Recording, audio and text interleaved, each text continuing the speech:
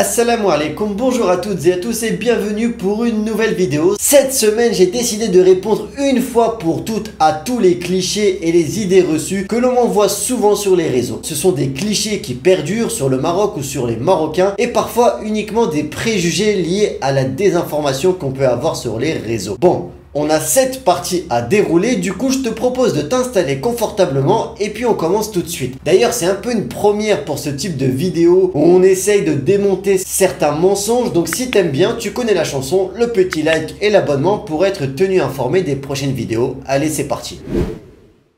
Je ne comprends pas comment les gens vivent avec le SMIC. Celle-ci est probablement dans le top 5 des messages que je reçois le plus souvent. Et je te dis pas quand je partage l'actualité avec la hausse du SMIC par exemple, oui mais Walid, le SMIC est hyper bas, je comprends pas comment les gens font pour vivre avec ça. Alors ici j'aimerais attirer votre attention sur deux choses. Et j'en avais parlé sur Insta il y a quelques temps en story, mais je vais détailler ici. La première des choses, les Marocains dans la plus grande majorité ne misent pas tout sur leur salaire lorsqu'ils sont salariés. Il y a une forte fibre de la débrouille au Maroc. Si vous êtes marocain, vous le savez sûrement, le métier de samsar n'est pas qu'un métier. C'est aussi un complément de revenus pour beaucoup et souvent leur emploi leur permet de rencontrer des gens et de pouvoir jouer le rôle de l'intermédiaire. On a tous un oncle qui touche 3000 dirhams par mois et encore le SMIC a été augmenté récemment, mais qui dans l'année va être intermédiaire dans la vente de terrain ou d'appartements et du coup multiplier son salaire par 10 comme ça, une fois tous les 2-3 mois par exemple. Dans la mentalité occidentale, c'est vrai qu'on voit le salaire comme une finalité. On gagne 1500 € par mois et bien on fait tout pour que nos dépenses du mois entrent dans ce budget-là. La mentalité au Maroc est tout autre et probablement en Afrique d'ailleurs. La seconde des choses, tous les Marocains ne vivent pas dans les grandes villes marocaines avec des loyers à 5000 dirhams par exemple. Ceux qui touchent le SMIC et qui sont en difficulté financière, et je ne le cache pas, il y en a quand même beaucoup, vont vivre en banlieue avec des loyers atteignant 600-700 dirhams par mois. Ils ne vont pas acheter 1 kg de viande hachée, mais plutôt 30 dirhams de viande hachée. Ils ne vont pas acheter un paquet de couches Pampers, mais plutôt 3 couches en détail d'une marque plus low cost. Tout ça pour essayer de vous faire comprendre que les Marocains sont des grands débrouillards et qu'ils arrivent à trouver des solutions, alhamdoulilah. Alors, est-ce que c'est bien ou pas? Je ne sais pas, vous me direz en commentaire, mais j'espère que je vous aurai éclairé un peu plus, en tout cas pour tous ceux qui m'ont envoyé ce type de message, pour mieux comprendre la mentalité au niveau du salaire au Maroc. Allez, on continue avec la deuxième idée reçue et vous allez voir qu'elle fait suite à celle-ci, mais dans l'autre sens. La vie n'est pas chère au Maroc. Et là, en voyant le titre, vous allez me dire, mais qu'est-ce qu'il me raconte Walid? Un coup, il me dit qu'on peut se débrouiller avec le SMIC, et de l'autre côté, il me dit que la vie n'est pas chère est un mensonge. En fait, ici, et c'est surtout pour vous préparer psychologiquement avant d'arriver au Maroc, et de poser vos bagages, oui, la vie est globalement bien moins chère au Maroc, mais le coût de la vie peut très vite s'envoler si vous ne faites pas attention. Les loyers peuvent exploser très vite selon les quartiers. L'alimentation qui est connue pour être pas chère au Maroc, eh bien si vous consommez beaucoup de produits d'export par exemple, si vous gardez vos habitudes occidentales, que vous achetez toujours votre marque de cornflakes favorite, votre fromage président, vous allez faire péter votre budget.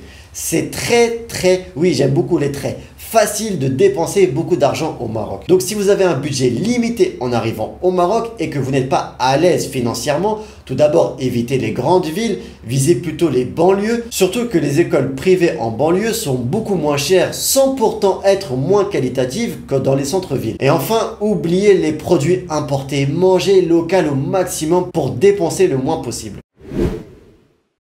Les femmes ne sont pas en sécurité dans la rue. Autre commentaire que je lis souvent sur mes réseaux sociaux, souvent de la part de femmes qui sont seules avec des enfants, qui sont isolées et qui ont peur de venir vivre au Maroc dans cette situation, et je peux le comprendre. Sachez une chose, et peut-être que je vais créer la polémique dans les commentaires, mais ce n'est pas mon intention, mais tant pis. Les femmes au Maroc sont plus en sécurité qu'en France si vous venez de France. Déjà une chose, ici, la sanction, si vous touchez une femme dans la rue, ce n'est pas la même justice. Déjà, vous vous faites passer à tabac et en plus, vous allez en prison directement. Encore plus si vous êtes avec des enfants. Alors là, c'est encore plus tranquille et respectueux. Honnêtement, pour ça, vous n'avez aucune crainte à avoir. Par contre, bien sûr, il faut éviter des quartiers qui sont mal famés et en général, ils sont connus des gens. Et puis, ne pas marcher dans la rue à 2 h du matin, dans une rue isolée, sans lumière, mais ça, j'ai envie de le dire, c'est presque partout pareil, c'est pas lié au Maroc. Si vous habitez au Maroc, vous me direz en commentaire votre avis sur ce point, notamment si vous êtes une femme.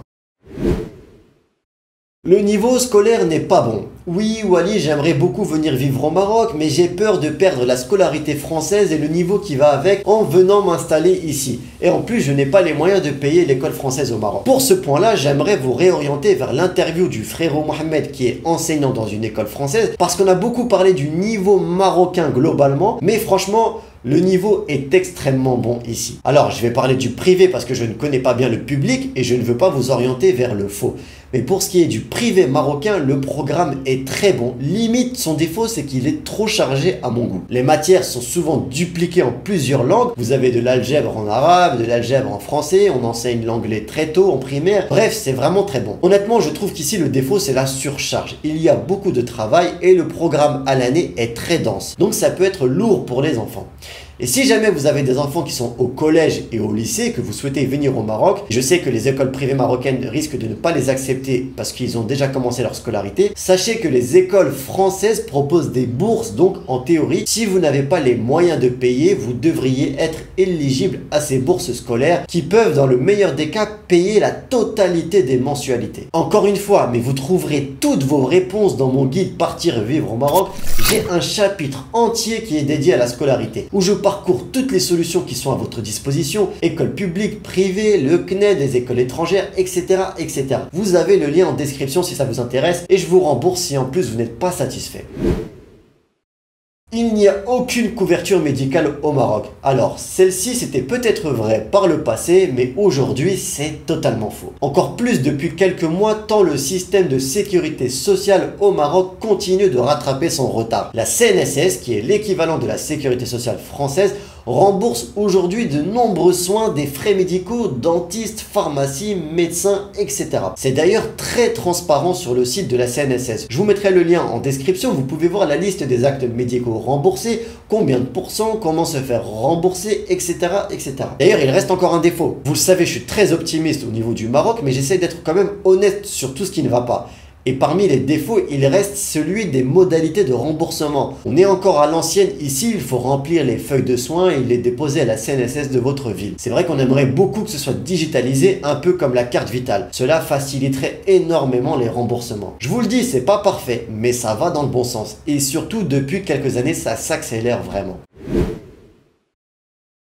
Il n'y a que les métiers du web qui peuvent s'installer. Alors celui-là, je l'entends tout le temps et je le lis souvent. Alors que le Maroc est en plein boom économique et qu'il y a tout à lancer dans le pays. J'ai déjà fait plusieurs vidéos sur les business à lancer, les secteurs porteurs dans le royaume, mais j'ai aussi vu autour de moi de nombreuses personnes lancer des commerces et réussir, alhamdoulilah. Rien que sur ma chaîne, mes deux premières interviews sont deux personnes qui ne sont pas dans l'informatique. Il y a Mohamed, dont je vous ai parlé tout à l'heure, qui est enseignant, avec qui on a parlé scolarité, et puis il y a l'Arbi qui est dans l'immobilier alors qu'il n'était pas du métier, Allah ibarak. Mais même ceux qui me partagent leur expérience sur les réseaux, il y a des garagistes, des commerçants en textile, des pâtissiers, des architectes, bref, tous les corps de métier sont concernés. Donc si vous avez déjà un métier, une vraie compétence, n'essayez pas de tout quitter pour vous réorienter dans les métiers du web. Surtout que si c'est pas une passion ou si c'est pas une activité qui va vous plaire, vous allez vous ennuyer. Il y a des gens qui se forcent malheureusement uniquement par appât du gain. Les Marocains ne sont pas honnêtes. Celui-là, il me fait vraiment mal au cœur tant il est éloigné de la vérité. En fait, il y a un truc qui donne cette mauvaise impression quand on arrive au Maroc et qu'on découvre le pays, c'est le comportement sur la route par exemple, où les gens conduisent un peu n'importe comment et de manière égoïste. On te laisse pas la priorité. Au Hanou, tu peux voir un mec qui ne fait pas la queue, il va essayer de passer devant toi, parce que pour lui, il a que 2 pains à payer, il veut pas attendre. Il y a des comportements comme ça qui peuvent choquer, et je suis d'accord, il faudrait que ça s'améliore, et ça fait du dégât sur l'image de la population. Mais à côté de ça, ils ne vous laisseront jamais en galère. Si vous tombez en panne, ils s'arrêteront. Si vous vous blessez quelque part, ils viendront vous secourir. Niveau hospitalité et accueil, j'en parle même pas. Les plus pauvres vous accueilleront comme des rois. J'ai déjà fait tomber de l'argent, on m'a toujours rattrapé pour me le rendre, bref. Honnêtement, ce cliché n'est pas justifié. Je sais qu'il y a aussi certains taxis qui font du mal à notre image, le prix de la course qui est multiplié par 10, le vendeur au sourd qui te vend une théière 2 fois plus chère, bref, c'est pas parfait, c'est sûr. Mais on est très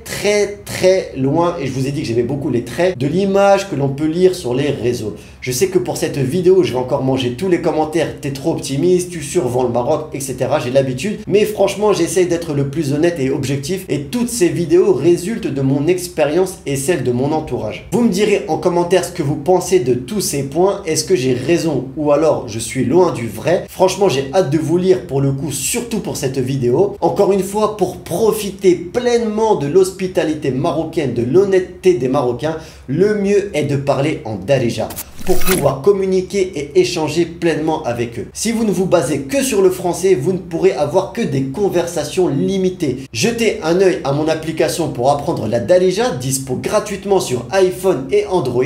Il y a aussi un petit dictionnaire dans l'app qui vous aidera au quotidien. Je vous parlais il y a quelques minutes des 2 interviews que j'avais faites sur la chaîne. Si vous ne les avez pas vues, je vous les recommande fortement. Elles vont s'afficher, c'est l'Arbi pour l'immobilier et Mohamed pour la scolarité au Maroc. Elles sont toutes deux très intéressantes. Quant à moi, je vous remercie d'être resté jusqu'à la fin. Je vous souhaite une excellente semaine, Inch'Allah. Et je vous dis à la semaine prochaine pour une nouvelle vidéo. Et surtout, n'oubliez pas, prenez soin de vous, prenez soin des autres. Assalamu alaikum.